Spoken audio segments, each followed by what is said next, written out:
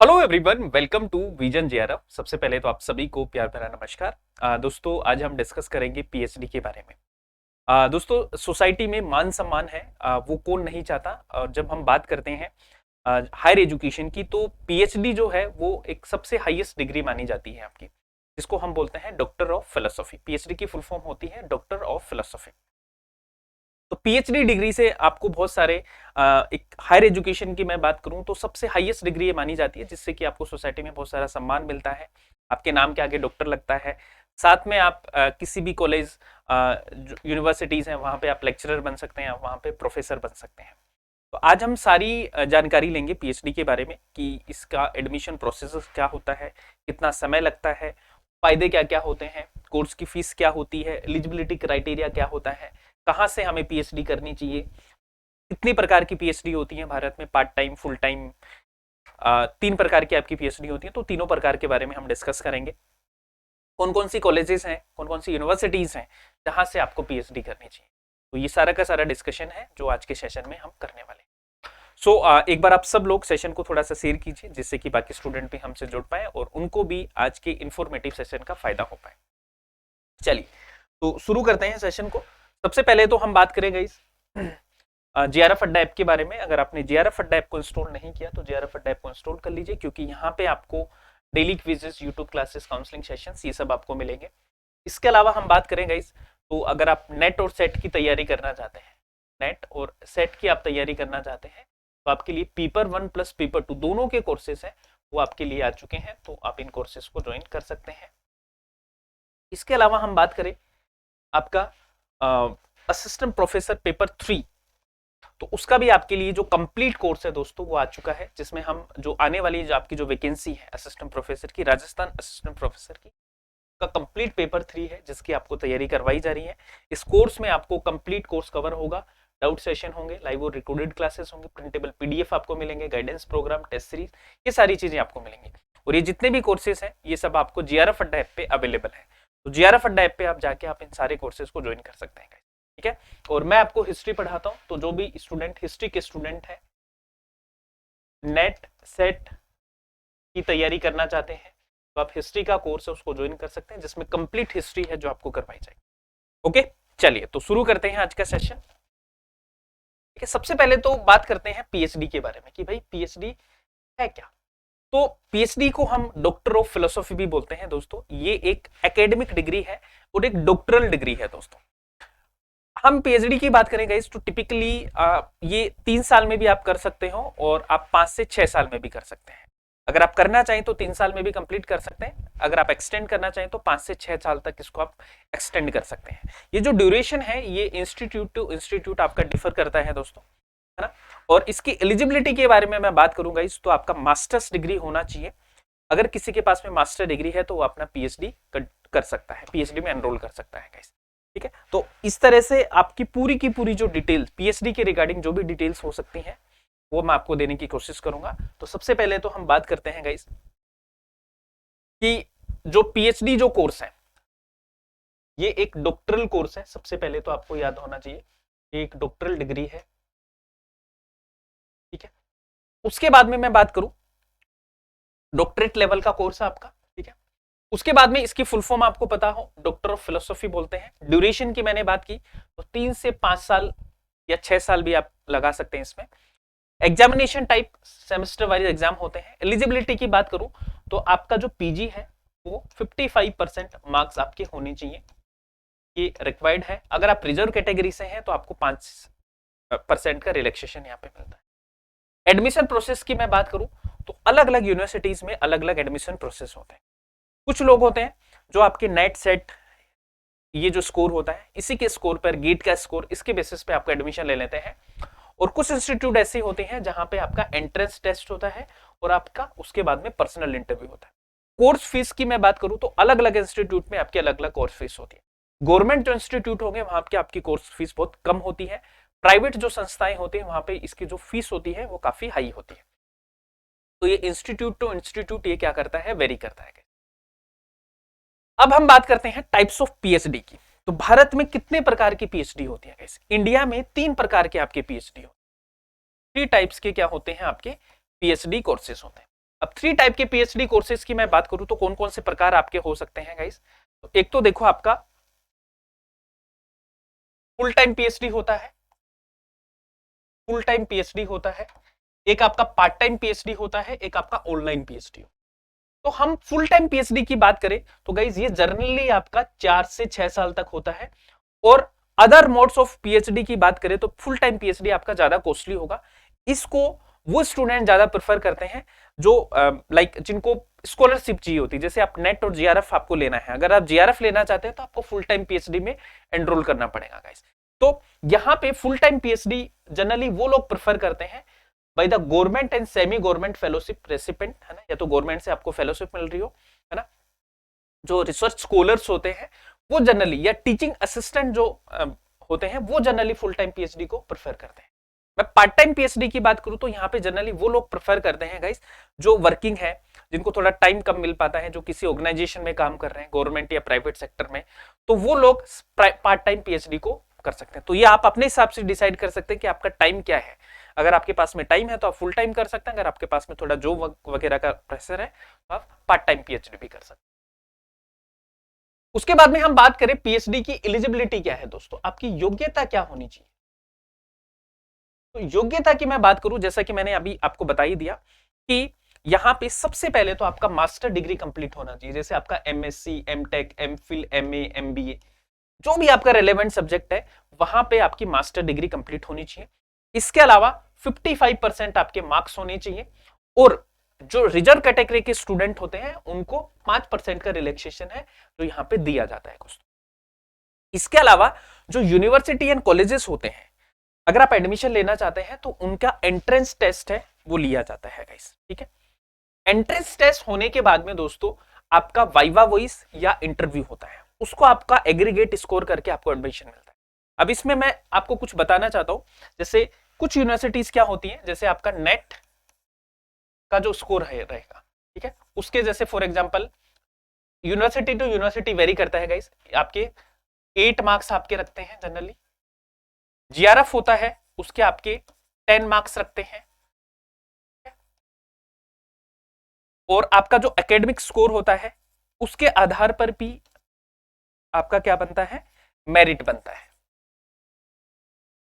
ठीक है। अब जिनका नेट होता है, जीआरएफ होता है, उनको टेस्ट एग्जामिनेशन होता है, टेस्ट उनको नहीं देना होता है। जिनका नेट जीआरएफ नहीं होता है उनको एंट्रेंस टेस्ट है वो आपका देना होता है। तो ये यूनिवर्सिटी टू यूनिवर्सिटी आपका क्या करता है, डिपेंड करता है गाइस, ठीक है। यूनिवर्सिटी टू यूनिवर्सिटी आपका क्या करेगा, ये डिपेंड करेगा। तो ये चीज आपको याद रखनी है। उसके अलावा हम बात करें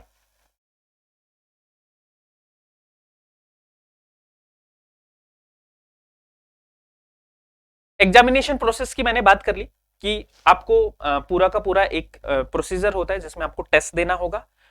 अगर आप नेट और जीआरएफ हैं तो कई यूनिवर्सिटीज होती हैं जो आपके टेस्ट को एग्जेम्प्ट करती हैं गाइस, ठीक है ना। अप्लाई की मैं बात करूं गाइस तो almost most of the universities हैं वो आपकी ऑनलाइन प्रोसेस ही करती हैं। अभी पहले आपका ऑफलाइन भी होता था, लेकिन अभी जितने भी आपकी यूनिवर्सिटीज हैं वो सब ऑनलाइन पीएचडी एडमिशन प्रोसेस करती हैं। तो आप सब लोग क्या कर सकते हैं, जो भी यूनिवर्सिटीज होती हैं उनकी वेबसाइट्स को रेगुलर आप विजिट करते रहिए, जहां पे आपको पता लग जाएगा, ठीक है। तो ऑलमोस्ट जितनी भी आपकी सेंट्रल यूनिवर्सिटीज देख लीजिए, ठीक है, सेंट्रल यूनिवर्सिटीज आप देख लीजिए वो आपका ऑनलाइन लेती है, और आपका सीयू सेट अभी होने लग गया है, यानी सेंट्रल यूनिवर्सिटीज होती हैं उनका कंबाइंड एंट्रेंस टेस्ट आपका होता है, ठीक है, उनका कंबाइंड एंट्रेंस टेस्ट अभी आपका होने लग गया है, एंट्रेंस टेस्ट आपका होने लग गया है, ठीक है। सेंट्रल यूनिवर्सिटीज होती हैं उनका कंबाइंड एंट्रेंस टेस्ट आपका होने लग गया है, और जो स्टेट यूनिवर्सिटीज होती हैं वो अपने इंडिविजुअल लेवल पे आपका क्या करवाती है, एंट्रेंस टेस्ट करवाती है। तो ये चीज आपको यूनिवर्सिटी वेबसाइट पे मिलेगी, और ऑलमोस्ट जितनी भी यूनिवर्सिटीज है वो ऑनलाइन ही आपके फॉर्म है वो भरवाती है। तो ऑनलाइन प्रोसेस होता है इसका पूरा का पूरा।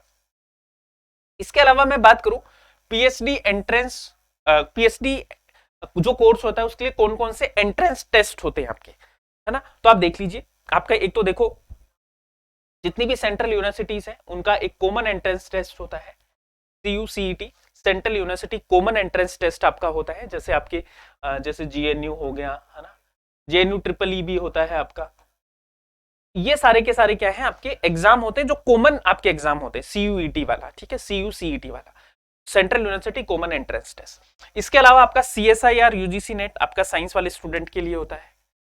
एक आपका यूजीसी नेट जेआरएफ होता है, सेट स्लेट होता है आपका, आईएएससी पीएचडी एंट्रेंस टेस्ट होता है आपका, टिस रेट होता है आपका, जेएनयू एंट्रेंस एग्जामिनेशन ये वाला आपका, ठीक है, आईआईटी जैम होता है, बीएचयू रिसर्च एंट्रेंस एग्जाम होता है, आईसीएमआर का होता है, एनआईपीआर का पीएचडी एंट्रेंस टेस्ट होता है, एम्स पीएचडी एंट्रेंस टेस्ट।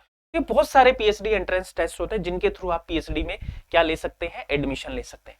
तो डिफरेंट डिफरेंट, जैसे पीएचडी प्रोग्राम की बात करूं तो समर प्रोग्राम होते हैं आपके, विंटर प्रोग्राम होते हैं, है ना, उनमें आप एडमिशन ले सकते हैं। आपके आईआईटीज के आपके पीएचडी के फॉर्म निकलते हैं, वहां पे जनरली समर और विंटर वाले प्रोग्राम होते हैं, वहां पे आप फॉर्म फिल कर सकते हैं, ठीक है।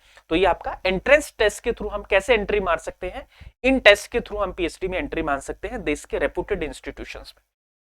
अब हम बात करें गाइस कि पॉपुलर पीएचडी कोर्सेज कौन कौन से होते हैं ह्यूमैनिटीज वाले स्टूडेंट। ह्यूमैनिटीज जिसके सब्जेक्ट्स हैं, जैसे आपका इकोनॉमिक्स, ज्योग्राफी, सोशल साइंस, ये वाले जो सब्जेक्ट्स हैं, वहां पे आप कौन कौन सी ब्रांचेज होती हैं पीएचडी की, तो आप तो देखो पीएचडी ह्यूमैनिटीज में कर सकते हैं, पीएचडी इन इकोनॉमिक्स में, PhD in geography, PhD in social work, PhD in English, PhD in public and economic policies, PhD in humanities and social sciences, psychology, PhD in arts, PhD in international relation and politics, PhD in psychology, ठीक है, physiology, sorry. तो ये सारे के सारे आपके क्या है, ब्रांचेस हैं जहां से आप क्या कर सकते हैं, पीएचडी कर सकते हैं गाइस।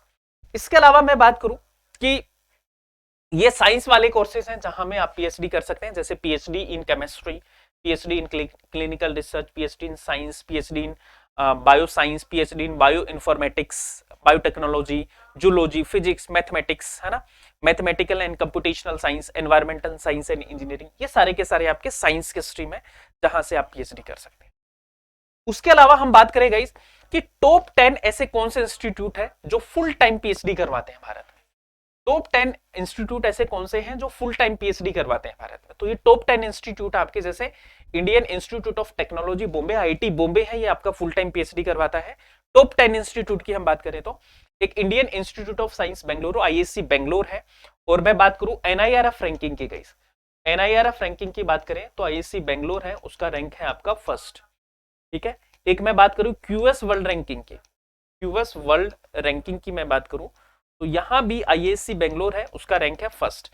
और क्यूएस वर्ल्ड रैंकिंग की मैं बात करूं तो ये आपकी रिसर्च कैटेगरी की मैं बात कर रहा हूं, तो शोध में आईएससी बेंगलोर है, वो आपका टॉप इंस्टीट्यूट है, इसको आप प्रेफर कर सकते हैं। एक Indian institute of technology IIT Delhi है आपका, Indian institute of technology Chennai से आप कर सकते हैं अगर फुल टाइम पीएचडी करना चाहते हैं।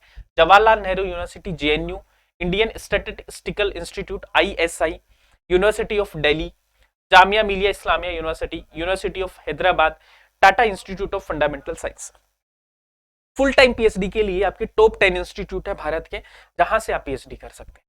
इसके अलावा मैं बात करूं आपका पार्ट टाइम पीएचडी आप कहां से कर सकते हैं। इंडिया की मैं बात करूं तो टॉप 10 ऐसे इंस्टीट्यूट जहां पे आप पार्ट टाइम पीएचडी कर सकते हैं। इसमें एक तो बिट्स पिलानी है आपका, एक जेएनयू है, एक डॉक्टर बीआर अंबेडकर यूनिवर्सिटी है आपका, आंध्रा यूनिवर्सिटी है, अमृता यूनिवर्सिटी है, IGNOU, Delhi technological university, IIT Delhi, IIT Kharagpur और आईबीएस। ये आपके टॉप 10 इंस्टीट्यूट हैं जहां से आप पार्ट टाइम पीएचडी कर सकते हैं। वो फुल टाइम वाले हैं आपके, ये फुल टाइम पीएचडी है और ये आपकी क्या है, पार्ट टाइम पीएचडी प्रोग्राम्स की। तो ये आपको याद रखना है कि पार्ट टाइम आप पीएचडी कहां से कर सकते हैं। इसके अलावा हम बात करें कि आपकी जो पीएचडी होती है दोस्तों, वो उसमें आपको स्कॉलरशिप मिलती है बहुत अच्छी खासी, ठीक है।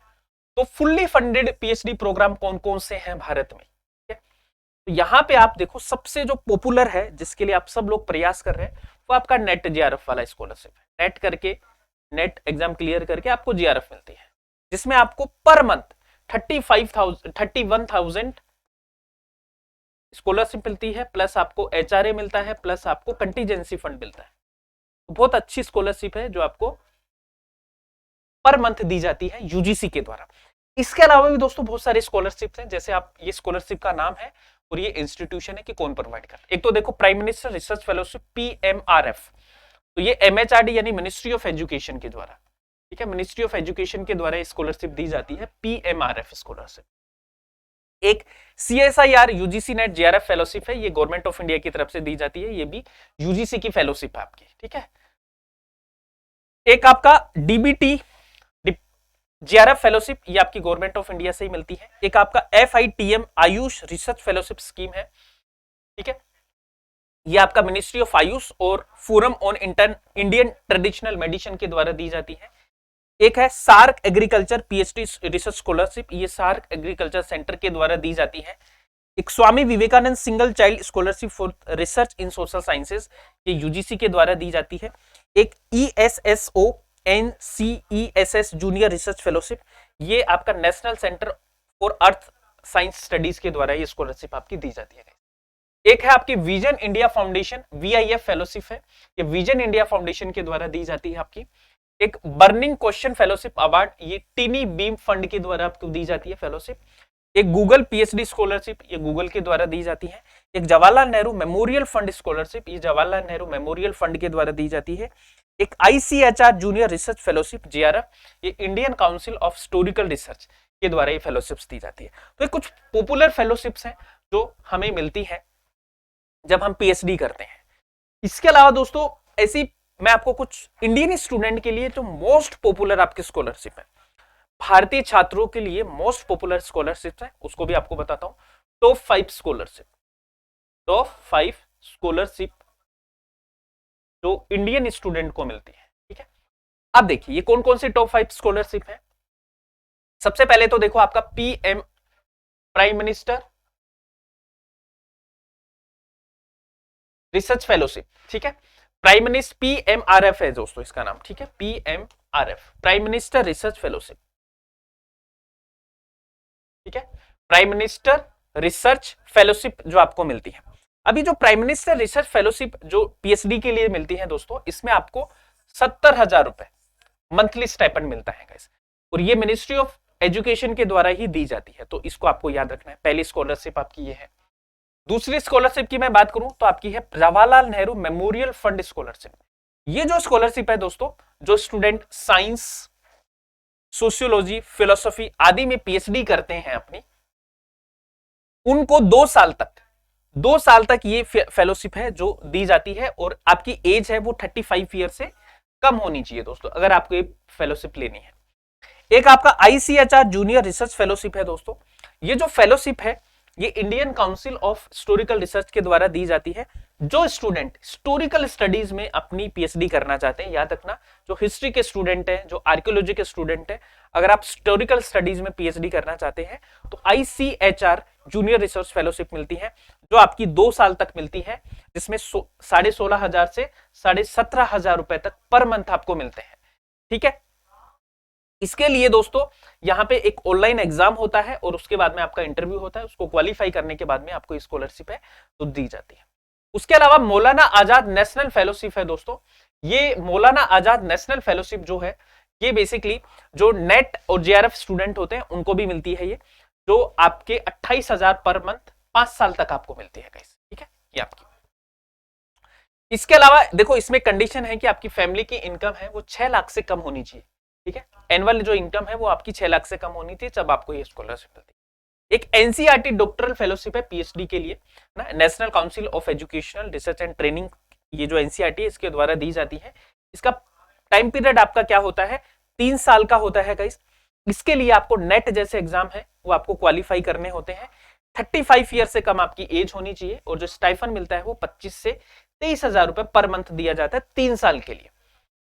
तो ये कुछ फेलोशिप है, और आपको वो JRF वाला फेलोशिप मैंने आपको बता ही दिया, जो कि सबसे ज्यादा पॉपुलर है आपका JRF फेलोशिप, जिसमें 31,000 प्लस आपका HRA प्लस आपका कंटीजेंसी फंड, ये आपको पर मंथ मिलता है। तो बहुत ही हैंडसम अमाउंट है, के लिए आप प्रयास कीजिए और इसको आपको लेना ही है, ये आपका टारगेट होना चाहिए गाइस। ठीक है, इसके अलावा सबसे अंतिम क्वेश्चन आता है कि सर PhD करने के बाद क्या हमें जॉब मिलेगी। तो गाइस अभी देखो PhD में बहुत सारे स्कोप हैं जो ओपन हुए हैं, और बहुत सारी कैरियर अपॉर्चुनिटीज हैं जो आपको PhD के बाद में मिलती है। ठीक है, तो सबसे पहला तो देखो आप PhD में हम क्या कर सकते हैं, एकेडमिया में जा सकते हैं, आप प्रोफेसर बन सकते हो। ठीक है, आप कॉलेज लेक्चरर बन सकते हो, ठीक है, कॉलेज लेक्चरर बन सकते हैं आप। इसके अलावा आप एडुटेक कंपनीज जो होती हैं वहां पे आप पढ़ा सकते हो, बहुत अच्छे पैकेजेस आपको मिलते हैं। इसके अलावा आप कंसल्टेंट बन सकते हैं। लाइक पहले क्या होता था कि सिर्फ एमबीए वालों को ही फर्म्स है जो हायर करती थी, लेकिन अभी थोड़ा ट्रेंड चेंज हुआ है। अभी जो पीएचडी होल्डर्स हैं उनको भी हायर किया जाने लगा है एज अ कंसल्टेंट के रूप में, ठीक है, एडवाइजर के रूप में। इसके अलावा दोस्तों गवर्नमेंट सेक्टर में तो आपके लिए खुला ही है ना। गवर्नमेंट सेक्टर में बहुत सारी अपॉर्चुनिटीज हैं आपके, है ना। जैसे हम तो ये सोचते हैं कि सिर्फ आपको प्रोफेसर या स्कूल कॉलेज में ही जॉब मिलेगी, नहीं। इसके अलावा आप हॉस्पिटल्स, मिनिस्ट्री डिपार्टमेंट्स में जा सकते हैं, एंट्रेंस एग्जाम कमेटी में जा सकते हैं, ठीक है। तो रिसर्च रिलेटेड फील्ड में जा सकते हैं, कोई प्रोजेक्ट आप ज्वाइन कर सकते हैं गवर्नमेंट का। तो बहुत सारे फील्ड हैं जो पीएचडी के बाद में आपके लिए ओपन होते हैं। सो ये था आज का सेशन। उम्मीद करता हूं कि आपको कुछ इंफॉर्मेशन मिली होंगी आज के सेशन में, और आपको आगे के अपने जो करियर है उसको डिसाइड करने में हेल्प करेगा। आपको पीएचडी करनी है या नहीं करनी, उसके लिए आपको हेल्प करने में मदद करेगा। इसके अलावा गाइस कोई भी आपको डाउट हो तो अपना टेलीग्राम चैनल है नेट जेआरएफ विद शिव, यहाँ से आप सब लोग जुड़ सकते हैं, ठीक है, टेलीग्राम से। यहाँ पे भी आप मुझे बता दीजिए आपकी जो भी क्वेरीज हो, ठीक है, टेलीग्राम से। इसके अलावा आप कमेंट करके मुझे जरूर बताना कि आपको ये सेशन कैसा लगा। अगर अच्छा लगा तो कमेंट जरूर करना, ठीक है। कोई डाउट हो, कुछ पूछना हो तो आप मुझे कमेंट करना। मैं कोशिश करता हूँ कि जितना भी मुझे टाइम मिलता है मैं आपके कमेंट के जवाब जरूर दूंगा, ठीक है। तो ये था आज का सेशन। और वेरी वेरी इंपॉर्टेंट, अगर आपने चैनल को सब्सक्राइब नहीं किया गाइस तो सबसे पहले चैनल को सब्सक्राइब करो, क्योंकि यहाँ से आपको बहुत सारे इंफॉर्मेटिव वीडियोस, कंटेंट के वीडियोस, आपका नेट और सेट का कंप्लीट सिलेबस है जो आपको करवाया जाएगा, इसलिए चैनल को सब्सक्राइब कर लीजिए। सो आज के लिए इतना ही है। Everyone please like and share the session, और फिर मिलते हैं नेक्स्ट सेशन में। Keep smiling and keep learning.